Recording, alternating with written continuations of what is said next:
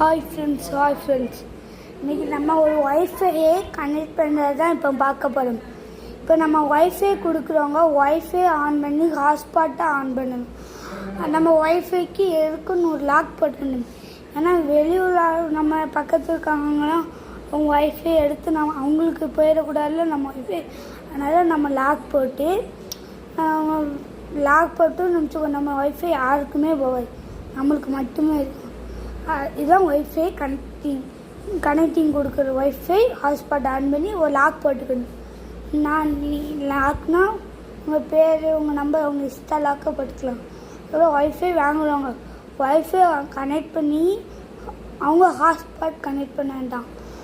அவங்க ஒய்ஃபை மட்டும் கனெக்ட் பண்ணி அவங்க இந்த ஒய்ஃபையை கனெக்ட் பண்ணி அவங்க நம்ம எந்த செல் கேலக்ஸி 31 இல்லைன்னா சாம்சங் எந்த செல்லுனாலும் கொடுக்கலாம். அது நம்ம இஷ்டம்.